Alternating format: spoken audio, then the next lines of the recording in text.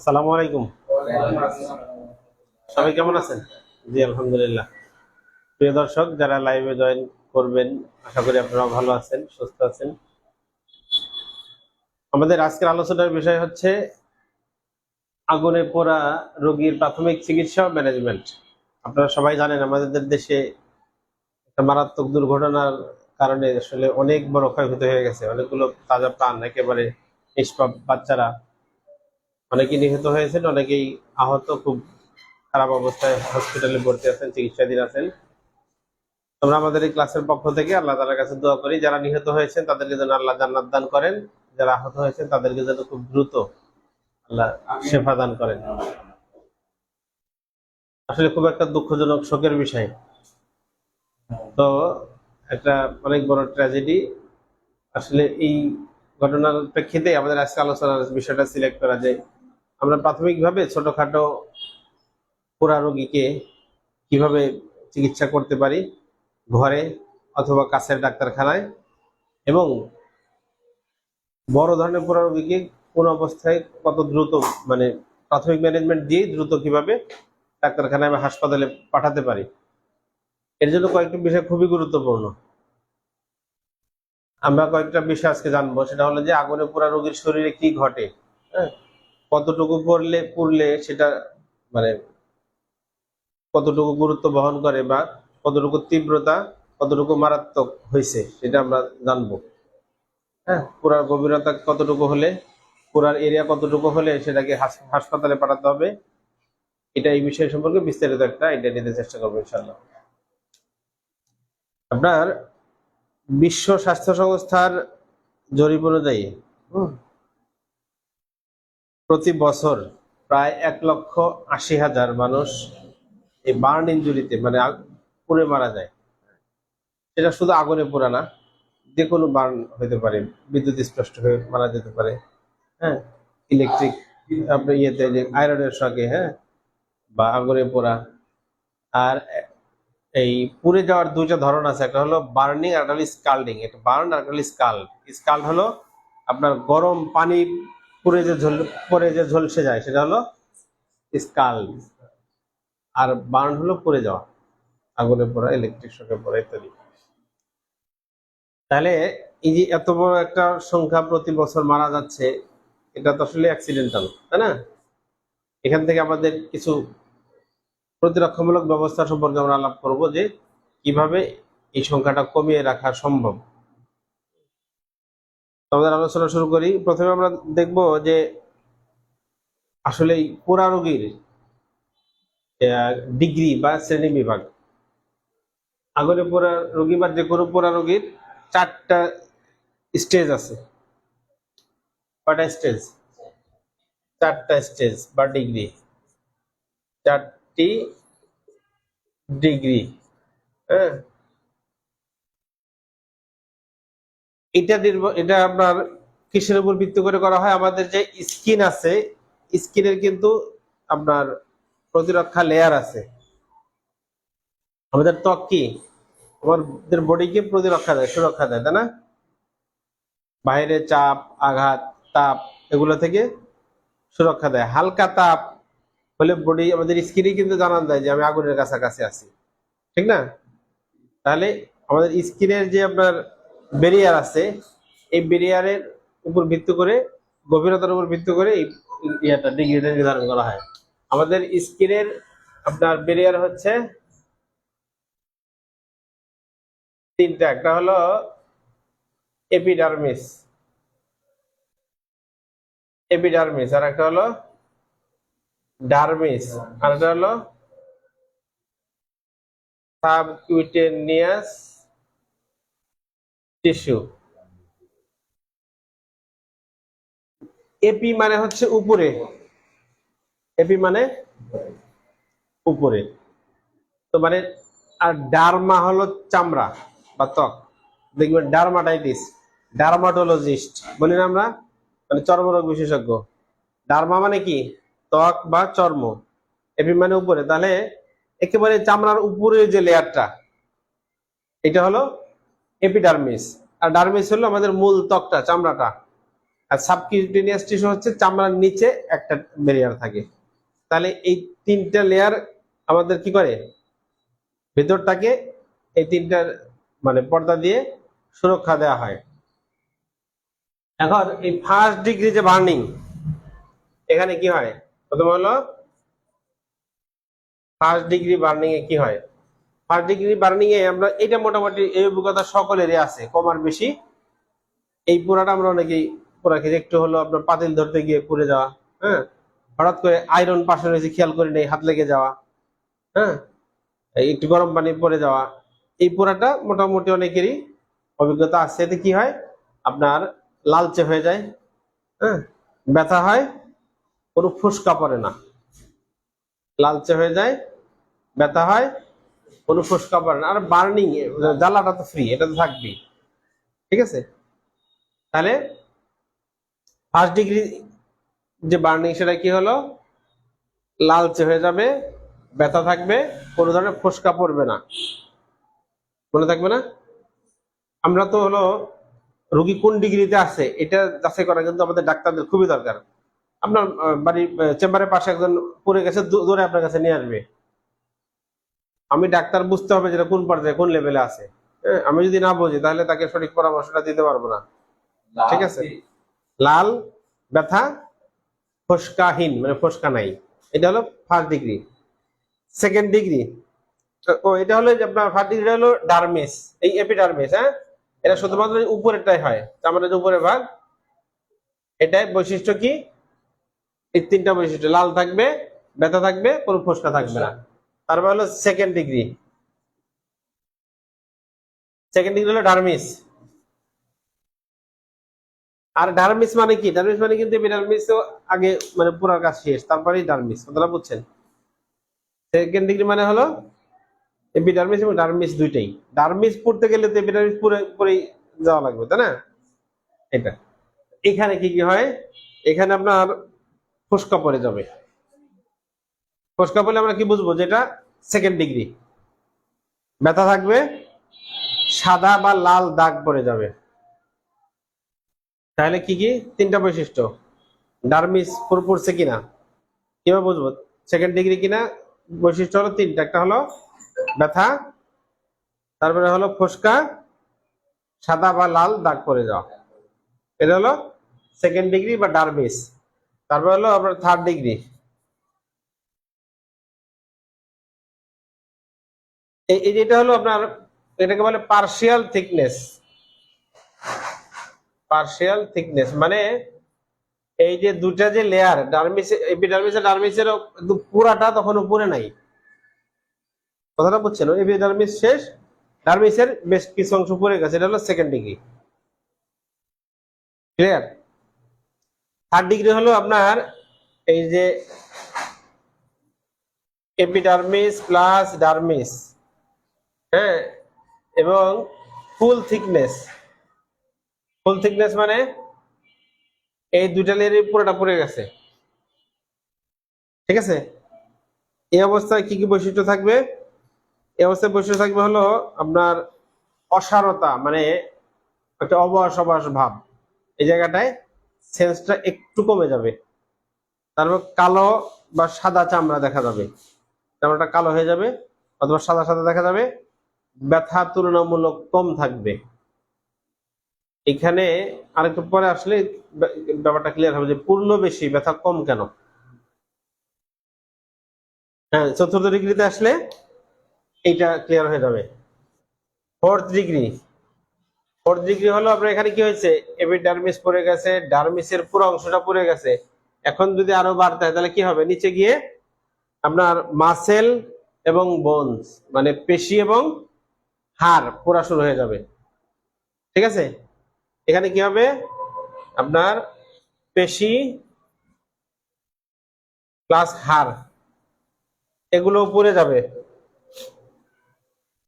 ঠিক আছে, তার মানে উপরের এপিডার্মিস শেষ, ডার্মিসের পুরাটা শেষ, হ্যাঁ, এখন নিচে গিয়ে আপনার হাড় এবং পেশি যখন পুরা শুরু হয়ে গেল, এই সময় এসে আপনার হবে কি, ব্যথা থাকবে না এবং পুরা কয়লার মতো হয়ে যাবে। ঠিক আছে, ব্যথা থাকবে না কেন? কারণ এখানে নার্ভ গুলো পুড়ে যায়। আমরা ব্যথা পাই কিসের মাধ্যমে? ব্যথা, জ্বালা, তাপ, চাপ, আঘাত, এগুলো আমরা সেন্সটা ব্রেনে যায় কিসের মাধ্যমে? নার্ভের মাধ্যমে। নার্ভ গুলো তখন পুরো ড্যামেজ হয়ে গেছে, তখন আর সেন্সটা ব্রেনে যায় না। আমাদের যতই আঘাত করুক, যদি সেটা ব্রেনে পৌঁছাতে না পারে, কি হবে না? আমরা ব্যথা পাবো না। যেমন আপনার প্যারালাইসিস রোগীদেরকে আমরা ই করি না, পরীক্ষা করি না, চিমটি কেটে, হ্যাঁ, তারপর হলো এই পিন দিয়ে আঘাত করে দেখি ওনার সেন্স আছে কিনা।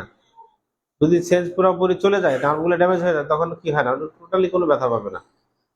এই যে আপনার অপারেশনের আগে যখন অ্যানাস্থেসিয়া দেয়, নার্ভগুলোকে সাময়িকভাবে কি করা হয়? ইনঅ্যাক্টিভ করে দেওয়া হয়।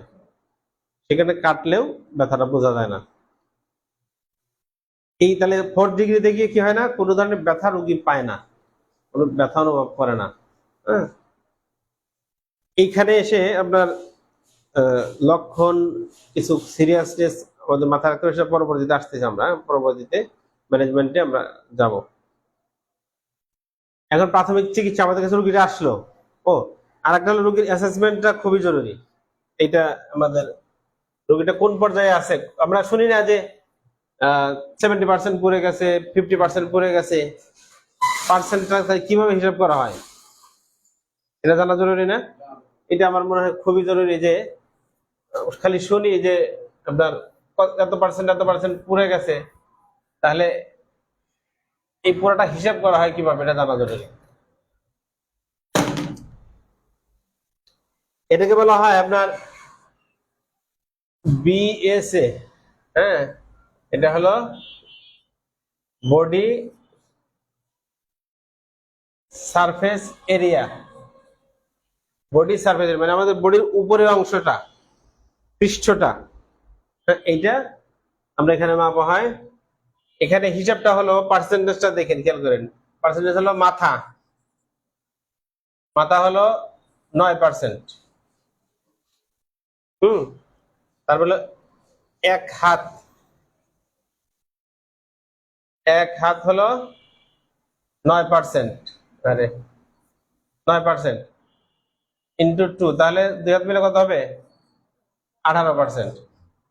তারপরে হলো আপনার এক পা,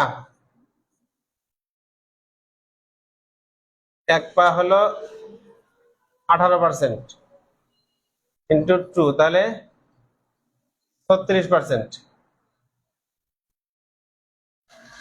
তারপর হলো বুক ও পেট, এটা হলো 18%। তারপর হলো পিছনের অংশ,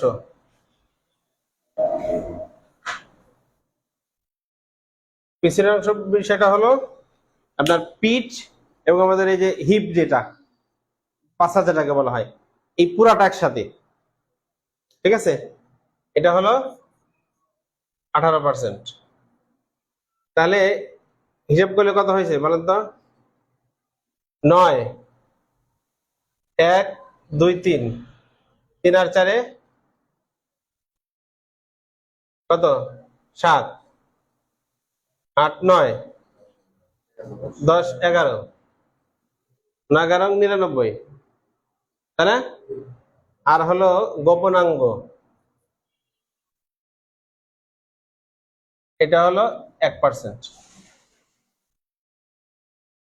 এই হলো 100%, ঠিক আছে। তাহলে এখন আমরা একটা রুগী দেখে বুঝবো না যে কত পার্সেন্ট তার বার্ন হয়েছে?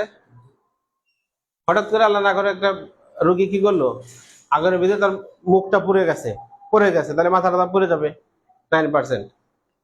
সে বসা ছিল, এক পাশ থেকে আগুন এসে একটা পাশ ঝলসে গেল, ডান হাত ডান পা, অথবা বাম হাত বাম পা, তাহলে কি করব আমরা? পা হলো 18%, হাত হলো 9%, তাহলে কত পার্সেন্ট? 27%। সাথে যে এদিক দিয়ে কিছু পারছে পড়ছে, এটা ধরে, এটা পার্সেন্টেজ আমরা মোটামুটি নির্ণয় করতে পারবো না। তাহলে একটা রুগী কতটুকু সিরিয়াস, এটা জানার জন্য দুইটা বিষয় হলো এই যে 4টা ডিগ্রি জানা দরকার, আর হলো পার্সেন্টেজ হিসাবটা বোঝা দরকার, ঠিক না? আমাদের কাছে একটা রোগী যখন আসবে চেম্বারে, তবে এই বিষয়টা আমাদের একটু মানে অডিয়েন্সদের জানা দরকার যে হোমিওপ্যাথিক ওষুধে পোড়া রোগের কিন্তু খুব ভালো চিকিৎসা আছে, মানে মেডিসিনাল চিকিৎসা যতক্ষণ সম্ভব ততক্ষণ হোমিওপ্যাথিক ওষুধ যে এত ভালো কাজ করে এটা কিন্তু মানুষের জানা নাই, ঠিক না? এটা জানা দরকার আপনার। তবে কখন আমরা রোগীকে চিকিৎসা দিব, কখন হসপিটালে রেফার করব, এটা নির্ভর করবে কিসের উপরে? কোন কত পার্সেন্ট পুড়ে গেছে, আর হলো ডিগ্রিটা কোন পর্যায়ে আছে, ঠিক না? যদি অল্প জায়গা পুড়ে ডিগ্রি যদি একটু খারাপ হয় তাহলে সেটা আপনি চিকিৎসা দিতে পারবেন।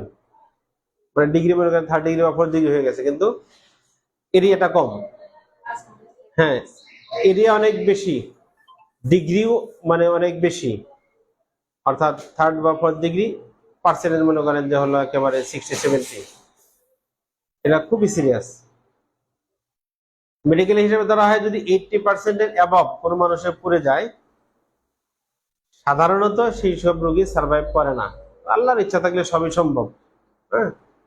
আর এর কম বার্নিংয়েও রোগী অনেক সময় সার্ভাইভ করে না, সেটা আলাদা হিসাব। তো মেডিকেলের হিসাব হলো এটা যে অ্যাবভ 80% রোগীর সার্ভাইবিলিটি কম।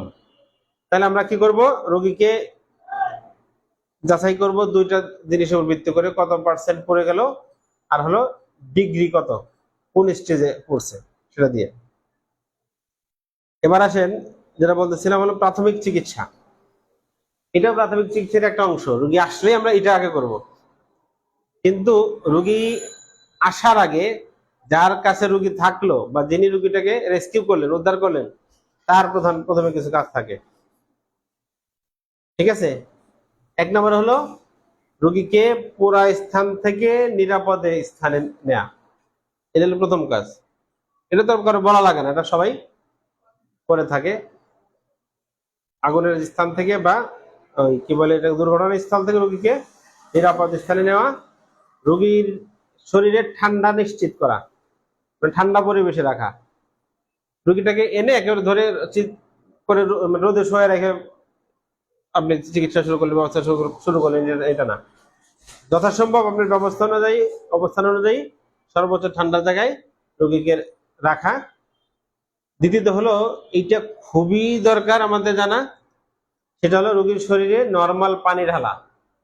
একেবারে বলা হয়েছে রানিং ওয়াটার, মানে এই উপর থেকে পানি ঢেলে দিবেন। আপনি পানি একেবারে হালকা করে গায়ে লাগাই দিলেন এরকম না, উপর থেকে পানি ঢাললে মনে হয় টিস্যু হবে, আরো এমনি তো আলগা হয়ে গেছে, সরে যাবে। রানিং ওয়াটার দিলে যেটা হবে, পানিটা একটু গভীরে পৌঁছাবে, ভিতরে যে বার্নিংটা এখনো চালু ছিল ওটা ইনশাল্লাহ থেমে যাবে। 20 থেকে 30 মিনিট পানি ঢালতে হবে রোগীর শরীরে, ঠিক আছে? এটা কোনো ধরনের টুথপেস্ট, ডিমের লালা, ডিমের কুসুম, মাটি, হ্যাঁ এগুলো কিন্তু মানুষ দেয়। এই যে হলো আরো কি কি সিঁদুর টিঁদুর হাবি জাবি এগুলো প্রলেপ দেয়, এটা একেবারে নিষেধ। তেল এগুলা নিষেধ। মানুষ ঠান্ডা দেওয়ার জন্য এগুলো দেয়, কিন্তু এতে ইনফেকশনের ঝুঁকি অনেক বাড়ে। একটা জিনিস মনে রাখবেন, আমাদের ত্বক হচ্ছে আমাদের কি ব্যারিয়ার, সব থেকে বড় ব্যারিয়ার কে? ত্বক। আমাদের শরীরে সর্বক্ষণ ভাইরাস ব্যাকটেরিয়া আমাদের শরীরে আসে, কিন্তু ত্বক ভেদ করে তারা ঢুকতে পারে না।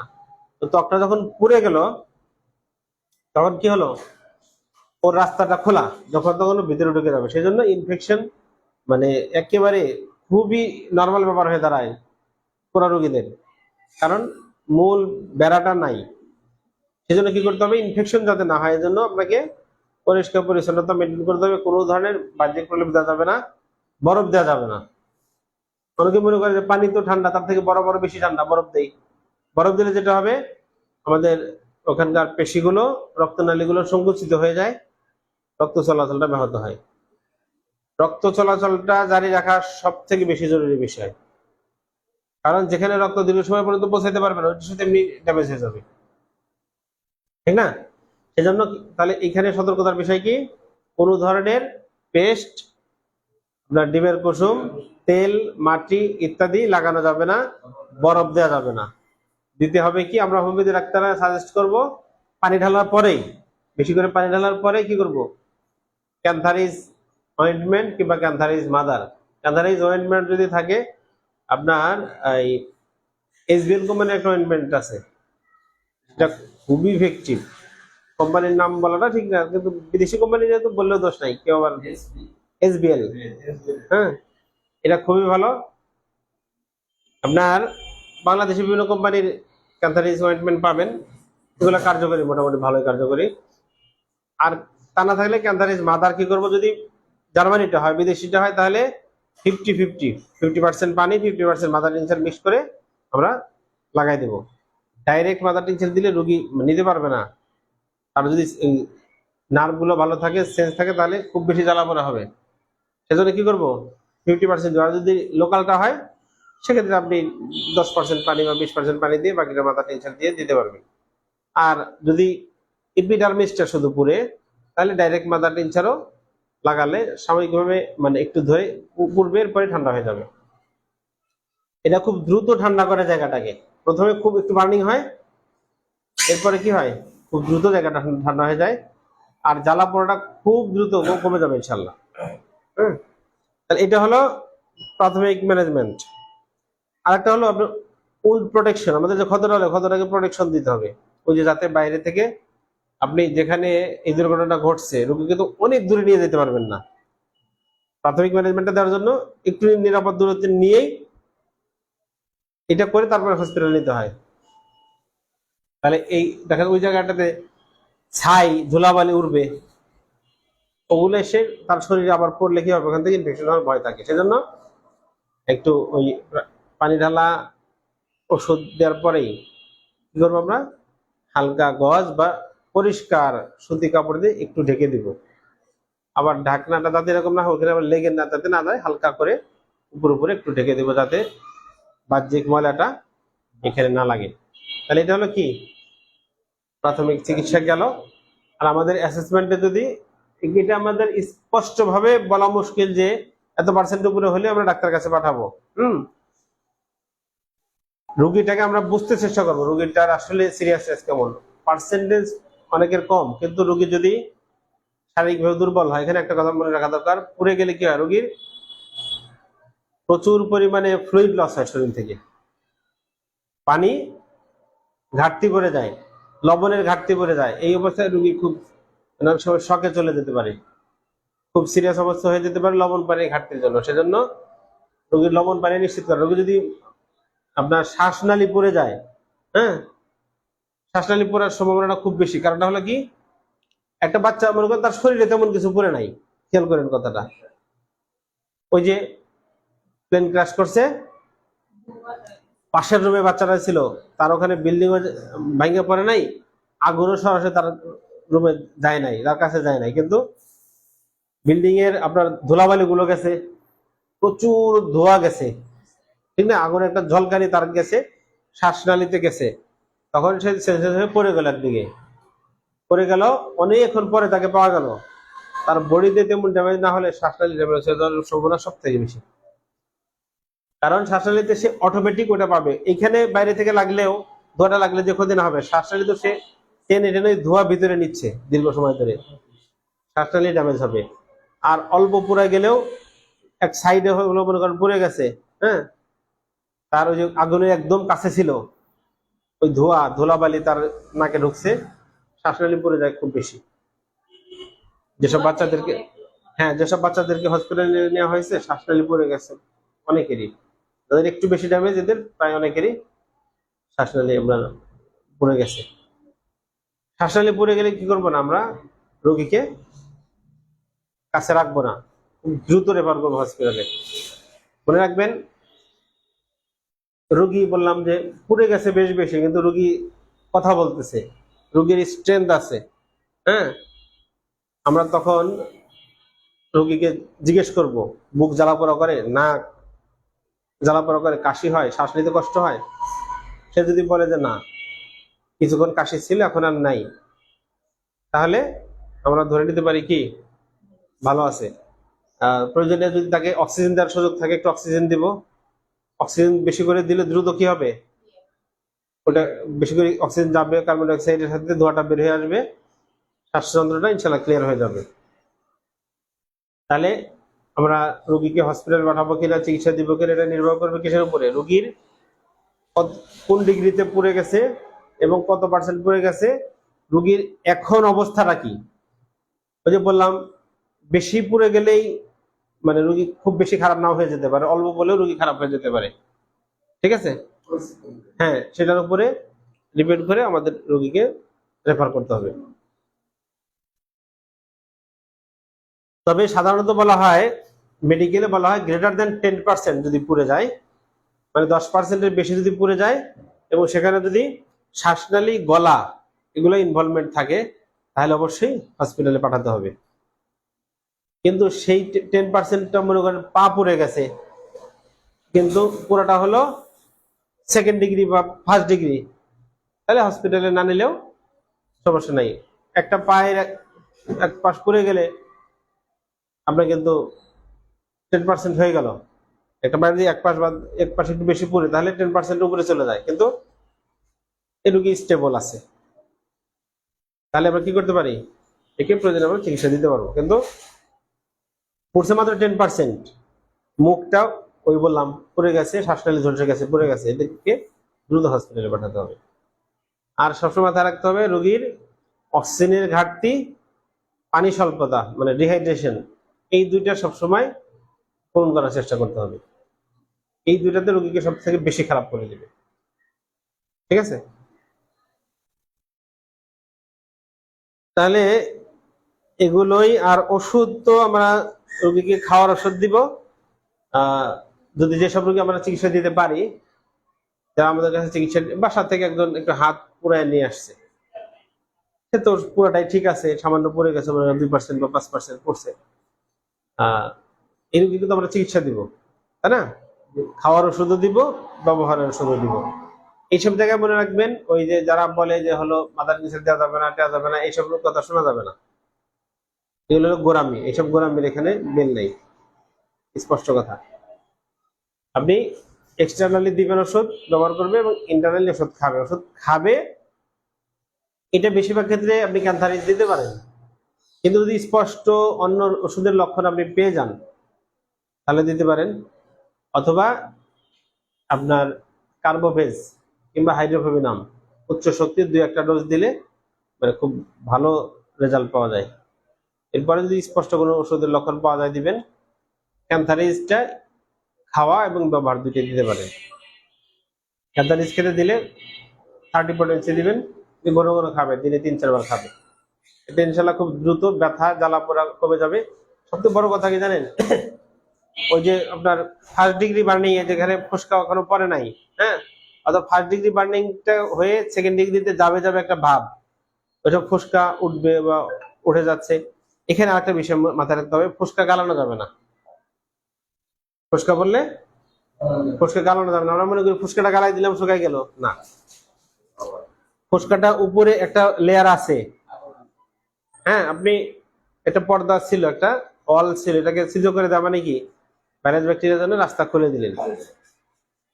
ফোসকা গালানো যাবে না, ফোসকা অবস্থায় থাকবে। ওষুধ দিলে, আমাদের ওষুধ দিলে ভিতরে যে ফ্লুইড কন্টেন্ট আছে ওটা টেনে নিয়ে যাবে, শুকিয়ে যাবে, আস্তে করে ওটা বসে আবার মিশে যাবে ইনশাল্লাহ। ঠিক আছে,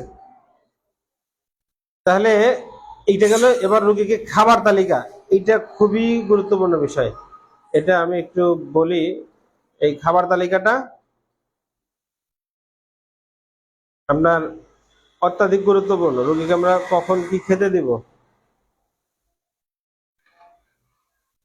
করে যাওয়া রোগীকে খাবার তালিকাটা যদি আপনি নিশ্চিত করতে পারেন, তাহলে খুব দ্রুত ইনশাল্লাহ রোগী সুস্থতার দিকে আসবে, দ্রুত ঘাড় শোকাবে।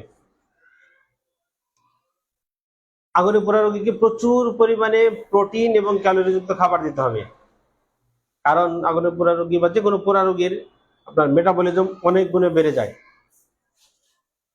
সেজন্য তার তো, কারণ প্রচুর ফ্লুইড লস হয় শরীর থেকে, প্রচুর টিস্যু ড্যামেজ হয়, হ্যাঁ, ক্যালোরি, হ্যাঁ। তো সেজন্য কি করতে হবে, রোগীকে পর্যাপ্ত প্রোটিনযুক্ত খাবার দিতে হবে। কি কি দেবো প্রোটিনের জন্য? ডিম সিদ্ধ হতে পারে, অমলেট হতে পারে, মুরগির মাংস, মাছ, ডাল, ছোলা, এই ধরনের খাবার দিব। এগুলো রোগীকে প্রচুর খাওয়াবো। অনেকে বলবে যে না মাছ খাওয়ানো যাবে না, পচে যাবে, মাংস খাওয়ানো যাবে না, পচে যাবে, বল পালে না, এগুলো ভুল। এগুলো না খেলে বরং শুকাবে না। হ্যাঁ, মাছ, মাংস, ডিম, ডাল, ছোলা, এগুলো রোগীকে বেশি বেশি খাওয়াবো। এগুলো কি করবে? এগুলো প্রোটিন সমৃদ্ধ খাবার। প্রোটিন টিস্যু গঠন করে এবং ক্ষত নিরাময়ে খুব গুরুত্বপূর্ণ ভূমিকা রাখে। ঠিক আছে, এরপরে হলো ভিটামিন সি সমৃদ্ধ খাবার দিব। ভিটামিন সি কি কি দিব? আমলকি, মালটা, লেবু, কমলা, এই যে টক জাতীয় ফলগুলো, এগুলো বেশি বেশি খেতে দিব। এতে আপনার কোলাজেন থাকে, এই কোলাজেন তৈরি করতে সহায়তা করে এরা, এবং দ্রুত টিস্যু মেরামত করতে পারে। ঠিক আছে, এবার হলো ভিটামিন এ সমৃদ্ধ খাবার দিব বেশি বেশি। কি কি দিব? গাজর, মিষ্টি কুমড়া, পেঁপে, শাকসবজি, বিশেষ করে লাল শাক এবং পালং শাকে প্রচুর ভিটামিন এ থাকে। কি কি দিব? গাজর, মিষ্টি কুমড়া, পেঁপে, লাল শাক, পালং শাক। এরা কি করবে? ত্বক এবং আপনার এই যে সেল পুনর্গঠনে সহায়তা করে। ত্বকের যে ড্যামেজটা হয় এটাকে পুনর্গঠনে সহায়তা করবে হচ্ছে ভিটামিন এ সমৃদ্ধ খাবারগুলো। এরপরে হলো আপনার অ্যান্টিঅক্সিডেন্ট যুক্ত খাবার দিব। অ্যান্টিঅক্সিডেন্ট যুক্ত খাবার কি কি? রসুন, আদা। হ্যাঁ, রসুন, আদা খেতে দিব। বিশেষ করে কাঁচা হলুদ এবং গরম দুধের ভিতরে হলুদ দিব। হলুদ কিভাবে দিব? কাঁচা হলুদ খেতে পারবে এবং গরম দুধের ভিতরে একটু হলুদ দিয়ে খেতে দিলে এতে প্রচুর পরিমাণে আপনার অ্যান্টিঅক্সিডেন্ট থাকে। ঠিক আছে, এটা কি করে? দ্রুত প্রদাহ কমায়, যে ইনফ্লামেশনটা হবে সেটাকে কমাবে এবং ইনফেকশনের বিরুদ্ধে প্রতিরোধ করে তুলবে। অ্যান্টিঅক্সিডেন্টের কাজ কি? বডির রোগ প্রতিরোধ ক্ষমতা বাড়ানো। হ্যাঁ, এরা আবার এই যে হলুদ, এটা জানেন কিনা যে কোথাও কেটে গেলে, আঘাত পেলে হলুদ বেটে দেওয়া হয়, তাই না? অনেক আদিকাল থেকে এটা কিন্তু প্রচলিত আছে। এই হলুদে প্রচুর পরিমাণে আপনার ইয়ে থাকে, অ্যান্টিঅক্সিডেন্ট থাকে, কার্কিউমিন থাকে। এরা কি করে? ইনফ্লামেশন কমায় এবং রোগ প্রতিরোধ ক্ষমতা বাড়ায়, ইনফেকশন ইনফ্লামেশনের বিরুদ্ধে রোগ প্রতিরোধ ক্ষমতা গড়ে তোলে। তারপরে হলো প্রচুর পরিমাণে তরল খাবার দিব, পানি দিব। এটা নিশ্চিত করতে হবে। ডাবের পানি, হ্যাঁ, ওরসালাইন খাবে কিনা? ওরসালাইন পানি স্বল্পতা লবণের ঘাটতি পরে খেতে পারবে। হ্যাঁ, আপনার বিশুদ্ধ পানি খাবে প্রচুর, ডাবের পানি, স্যুপ, ফলের রস। ফলের রস মানে ফলের জুস। জুস মানে কিন্তু দোকান থেকে প্যাকেট বা বোতল কিনে দেওয়া না, এটা মাথায় রাখতে হবে। ওগুলো খেলে ভালো মানুষও খারাপ হবে। হ্যাঁ, আপনার কি করব? বাসায় ফ্রেশ জুস বানাই দেব। ঠিক আছে, তাহলে এগুলো হবে রোগীর খাদ্য তালিকা। তাহলে যে কোনো পোড়া রোগী আমাদের কাছে আসলে, একেবারে সারাংশ যদি টানি, যে কোনো পোড়া রোগী আমাদের কাছে আসলে আমাদের প্রথম কাজ হবে কি, বা আমরা যদি পোড়া রোগী কোথাও পাই, দ্রুত কাজ হবে রোগীকে ঠান্ডা স্থানে নিব। প্রাথমিক ম্যানেজমেন্টটা একদম সংক্ষেপে যদি বলি, রোগীকে ঠান্ডা স্থানে নিব, মানে নিরাপদ স্থানে নিব। প্রথমে নিরাপদ স্থানে নিব, সেখানে নিয়ে ঠান্ডাটা নিশ্চিত করব। প্রচুর পরিমাণে পানি ঢালবো, কোনো ধরনের পেস্ট, ডিমের কুসুম, তারপর হচ্ছে মাটি, তেল, এগুলো লাগাবো না, বরফ দিব না।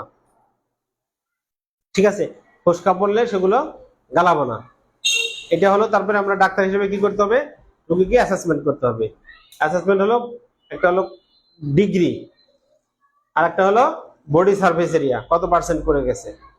যদি আপনার রোগীর বডি সারফেস খুব বড় অংশ পড়ে যায় এবং ডিগ্রির দিক থেকেও খুব খারাপ থাকে, ধরেন বড় একটা অংশই পড়ছে কিন্তু দূরে থেকে আগুনে একটা ঝলকানি এসে তার লাগছে, ফার্স্ট ডিগ্রি পড়ে গেছে, এপিডার্মিস, এসব রোগীকে হসপিটালে না নিলেও সমস্যা নাই। নিশ্চিত হতে হবে কি, যদি তার শ্বাসনালী ভালো থাকে, অক্সিজেন নিতে, মানে শ্বাস নিতে পারতেছে, কোনো সমস্যা নেই, তাহলে আপনি চিকিৎসা দিতে পারবেন। ঠিক আছে, তাহলে তার কত পার্সেন্ট পড়লো এবং কোন ডিগ্রিতে পড়লো এটা আমরা দেখে সিদ্ধান্ত নেব রোগীকে চিকিৎসা দিব নাকি হসপিটালে পাঠাবো। আর রোগীকে খাবার, যখন চিকিৎসা শেষ হলো, তার প্রাথমিক চিকিৎসা শেষ, তারপরে হচ্ছে আপনার কন্টিনিউ যে চিকিৎসা চলবে সেটা শুরু হয়ে গেল। রোগীর খাবারের বিষয়ে আমরা কি কি মাথায় রাখবো? Protein, vitamin C, vitamin A এবং অ্যান্টিঅক্সিডেন্ট সমৃদ্ধ খাবার বেশি দিব, তরল খাবার দিব প্রচুর। ঠিক আছে, তাহলে এই বিষয়গুলো মাথায় থাকবে।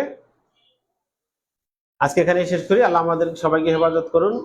সবাই ভালো থাকবেন, সুস্থ থাকবেন। আসসালামু আলাইকুম।